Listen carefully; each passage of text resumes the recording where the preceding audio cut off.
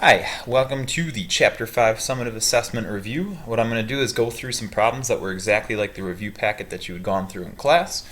And I just basically changed some of the numbers so it gives you another look at some of the same problems, just more examples. So I'll start off with this first one, which is that Jamal is planning to deposit $2,000 in either a simple or compound interest bank account. The simple interest rate is 5.1%, the compound interest rate is 3.6%. So just make sure when you go through this that you do understand that the simple one goes with the simple rate and the compound interest rate goes with that equation. So for this first one, we are going to do the compound. So it's going to be our exponential function. And since it wants us to write a function for each of the accounts, we're going to put them in function notation. So I'm going to do P of t equals. And each of these equations starts off with the initial amount, which is going to be $2,000. Now in parentheses, we're going to do 1 plus the rate as a decimal. So 1 plus, now for compound interest it's 3.6%. So 3.6% is a decimal then, means we're going to need to slide this 2 to the left and throw a 0 there. So 0.036 raised to the t power. That's a little 6 there, it's an ugly 6, but it exists. Okay, so I'm going to simplify that real quick then to 2,000 times 1.036 raised to the t power. And again, that is your compound interest equation. It is growing exponentially, so the variable is in the exponent spot. When we do the simple interest one, it's going to be a linear equation, because that's like when you go to the bank and they say they're going to add the same amount every year to your bank account. When I say they're adding the same amount, we're talking about a constant rate of change. And that amount that they're adding is a percent of the initial amount that you're adding. Or the initial amount you're depositing. So 2,000 is your original amount. So to that, you're going to be adding an amount. You are adding a percentage of the original amount. So you take the 2,000 and you multiply it by this rate as a decimal, which is 0.051. And it is not to the t power because it's not exponential. It's linear, so this is really in the form of mx plus b. So I'm going to simplify this to 2,000 plus, and then this is going to come out to $102. So it's 102t. And again, what that means is that you are adding that same amount to your account every year. So every year you're getting $102 added to your original 2,000. Okay. So now what we're going to do is apply these two formulas. In the next ones here, we're going to evaluate how much is going to be in each account after 10 years. So since time is independent here, I'm giving you an input value to your equations. So what we're doing is evaluating each one. So P of 10, and over here we're also doing P of 10. So on the left side, P of 10 equals, we started off with our original amount, and we multiplied it by 1.036 raised to the x, or the t power before, so I'm going to just throw 10 there. And when you calculate this, you just put it in your calculator, 2,000 times 1.036 raised to the power of 10, and then I'm going to round this to 2 decimal spots because it's money. So $2,848.57. That would be his balance after 10 years if you put it into a compound account. So in a simple interest account, I'm going to use that equation, which was the 2,000, plus, remember they were adding $102 every year. So after 10 years then, we're going to end up with 2,000. Plus, they are adding $1,020 to his account. So he really ends up, if you add this up, you're going to get $3,020 as his balance. So I'm throwing units on both of these because this is precision. I want to make sure you understand. After 10 years, the balance for the compound interest account is $2,848. And for his simple interest account, the balance after 10 years is $3,020. So notice that after 10 years even though compound usually grows faster, after 10 years, the simple interest account is still worth more. What this problem is saying for part C then, how long will it take each account? So it's saying how long. So that tells us we're solving for time, and we want to know how long it's going to take before they reach a balance of $3,500. So when it says show your work, what I want you to do for the compound interest is put the 3,500, you're going to substitute that in for the P of t side, so the left side, and set it equal to 2,000 times 1.036 raised to the t power. So we are technically solving for t. So for an exponential function that we don't know how to solve by hand yet, you're going to need to pull up the graphing calculator and go to y equals, and we're going to be putting this equation in 2000 times 1.036 raised to the power of x. And since I'm giving you an x, or I'm giving you a y value, I'm giving you an output value of $3,500, we're going to put that into y2, and now we'll adjust the window. So click window. The x min, again, our x values represent time measured in years. So I think it would be a good prediction to go from 0 to about 30 years. And we're going to count by fives. Doesn't matter what you count by, it's just going to adjust your window. And then for the y values, let's go from 0 to, I'm going to go above the 3,500, and I'm actually going to go to $4,000. Whoa, that was 40. Go to $4,000, and think about a reasonable scale. I'm going to count by 500s. Again, the scale part is less important. More of the min and max for the x's and y's will tell you how big the graph is. And once you have this window in, I'm going to hit graph. So I see that my exponential curve is the one that's growing there. And then we're looking for it to hit 3,500. There's the 3,500. So what we want to do is figure out this intersection point.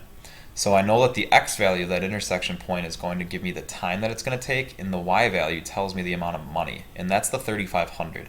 So in order to find the x value, we're going to hit second and then trace, and the fifth option is intersect. So I hit enter, enter, enter. It makes a guess, and it tells me that after 15.82 years, the bank account will be $3,500. So your answer that you're going to say is it will take between 15 and 16 years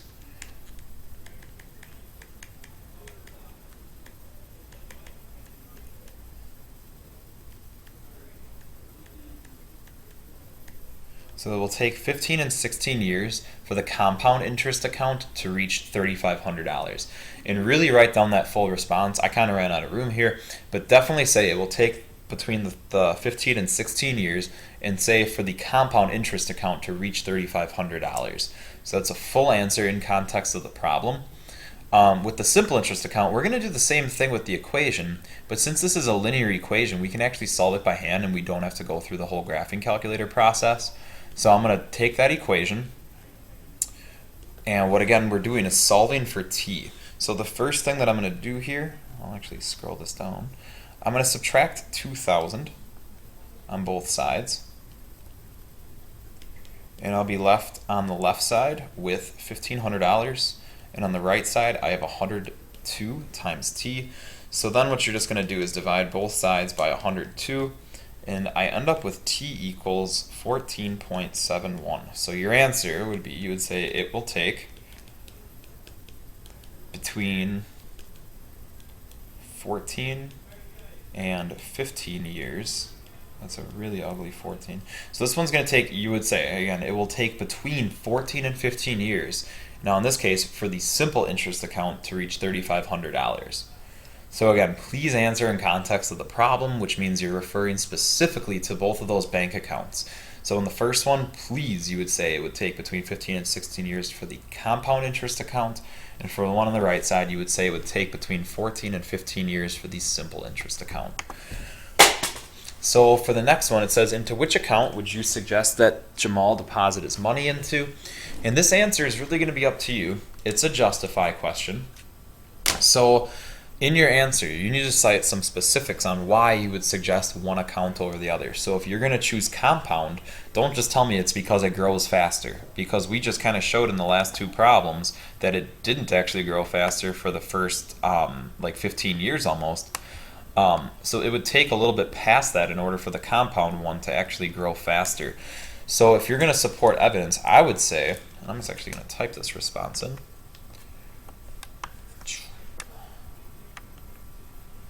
So I'm going to say, into which account would you suggest then? I would suggest Jamal deposit his money into the simple interest account,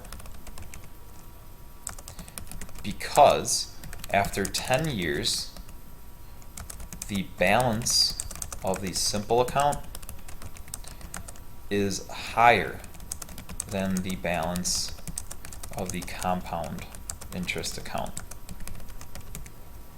And then I'm going to add more onto this because we can keep giving more evidence as to why I would want him to put his money into the simple.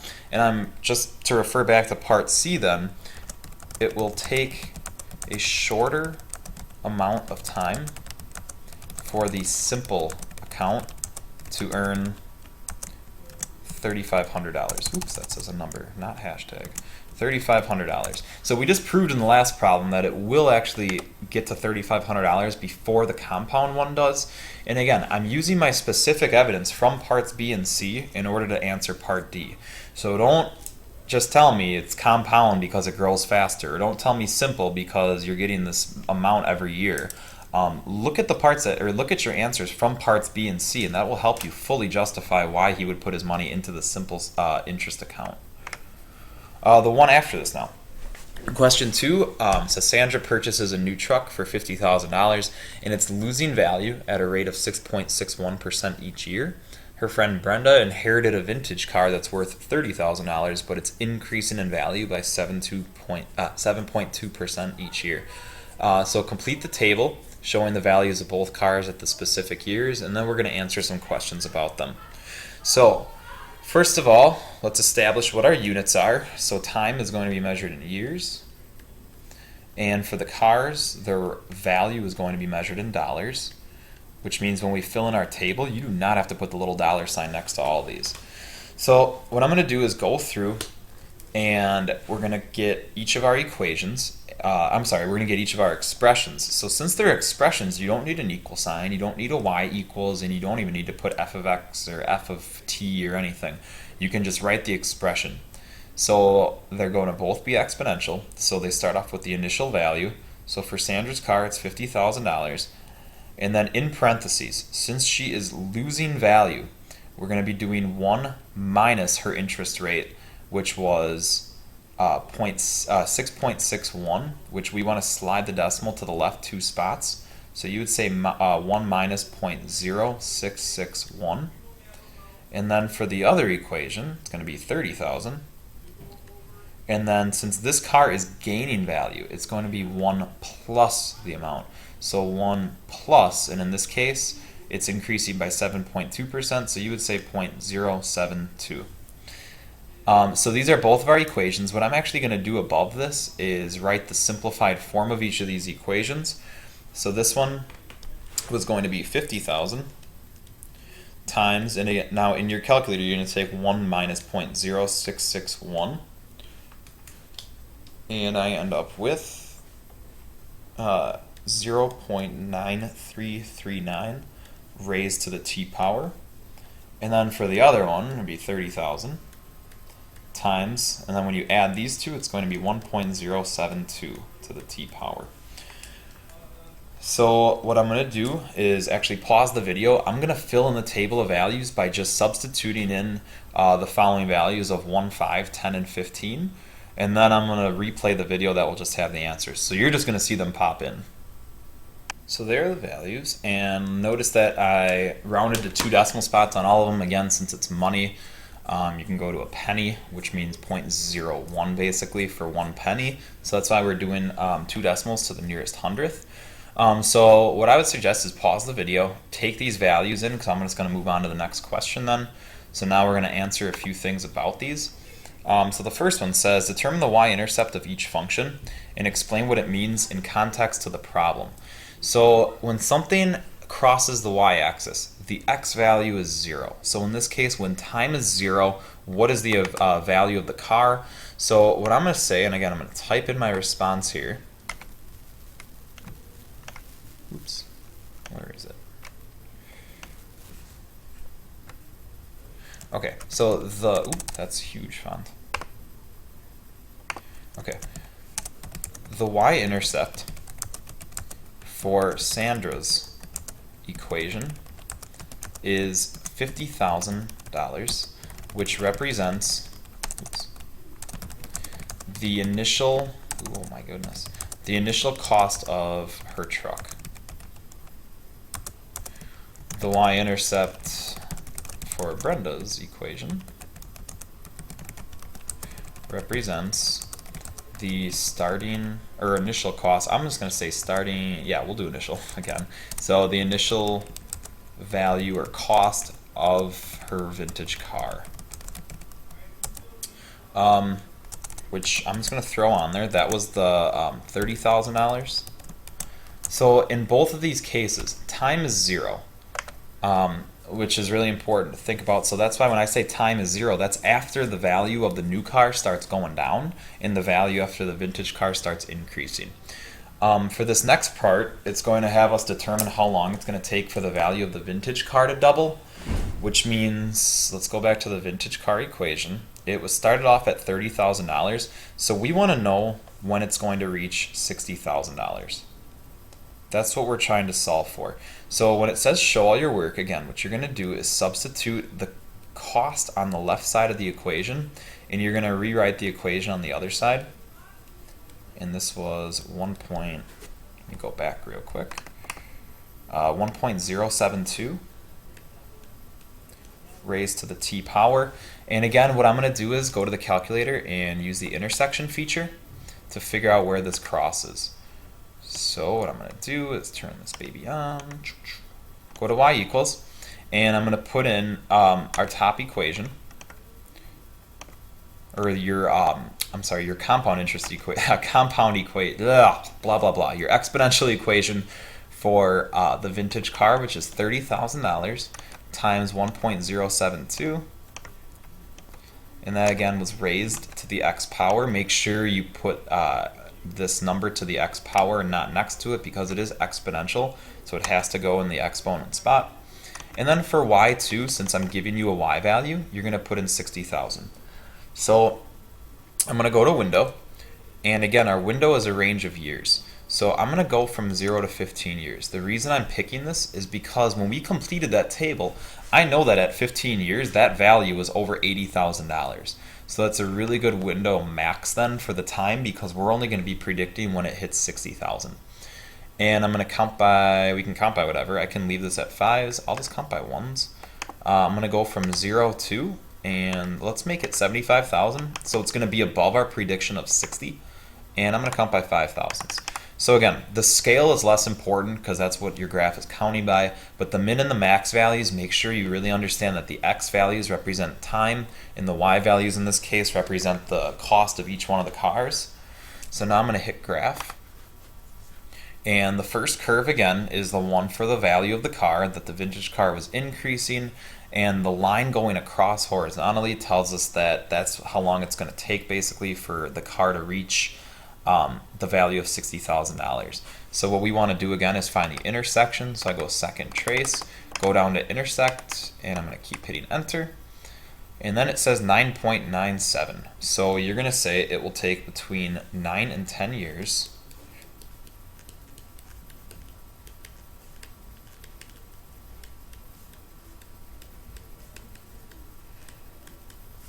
for the vintage car to double in value. Okay, so again, starting off originally, I did not give you the 60,000. You had to take the value of the vintage car, which was 30, and you had to double that first. And again, since it's a cost value, that is a y value, so that's why I put it into the calculator under the y equals. And then the last part, determine when the values of both cars will be equal. So we're going to go to the calculator one more time. And what I'm going to do is go right back to y equals, and instead of this 60,000, I'm going to put in the original equation for the new car, which was the 50,000 times 0.9339 to the t power. Oops. 0.9339. Whoops. Raised to the x. And then I'm going to hit graph because we did adjust our window before. So we'll see if it shows up on the graph. You have the one vintage car there is increasing and the brand new car is decreasing. So what I'm really looking for again is that intersection between the two curves. If that intersection does not show up on your graph, you would need to just go back and find that window, or I'm sorry, adjust the window. So we're going to find the intersection. I'm going to hit second trace. We're going to go down to intersect one more time. Hit enter for the first, enter for the second, enter again for your guess, and bam, 3.7. So what you're going to say, again in your response, so I'll just type it in, it will take between 3 and 4 years, whoops, what just happened there? It will take between 3 and 4, oh my goodness. There we go. 3 and 4 years for the values of both cars to be equal. And if you looked at the y-coordinate here represents that price that both of them would be at. So at 3.7 years, both cars will be worth $38,811. Okay, moving on to the last one,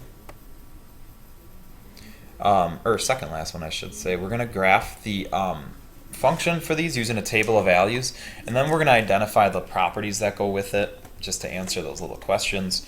So the first thing, making a table of values, we're going to take all of these 5x values and we're going to basically just substitute them in for x in your equation.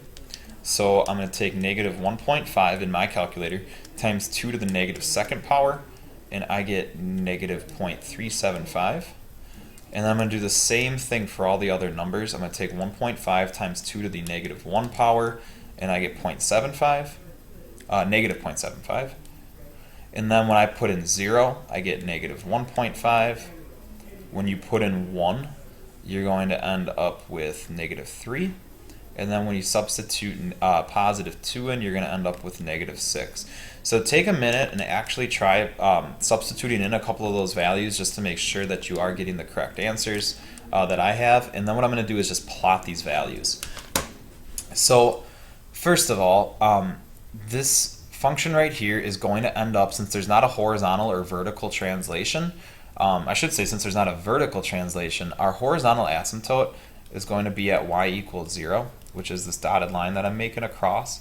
And that means, again, we are going to basically get closer and closer to that, but we're never going to touch it and we're never going to cross it. So I'm going to plot my points. Negative 2 on the x is down just a little bit for negative 0.375. Negative 1 on the x value is almost to is almost to 1 at negative 0.75. 0 is at negative 1.5. So notice I'm between negative 1 and negative 2. 1 on the x, negative 3 on the y, and then the last point is over 2 for the x, and then down 6 for the y value. And again, we are going to start on this left side. Oops, that is very, very insanely ugly and wrong. Remember, I'm going to be getting very close to this, but never crossing it. So bear with me. It's going to kind of curve, and then it's going to get further and further away from this asymptote. So your y values are actually decreasing. So let's answer the questions that go along with these, are the little parts. The x-intercepts, notice since our x-axis is the horizontal asymptote, you will never cross it, so none. The y-intercept is where it crosses the y-axis, which on your table, it is also that point, so that coordinate is 0, negative 1.5. The asymptote, like we said originally, is y equals 0, because the equation of the x-axis is y equals 0.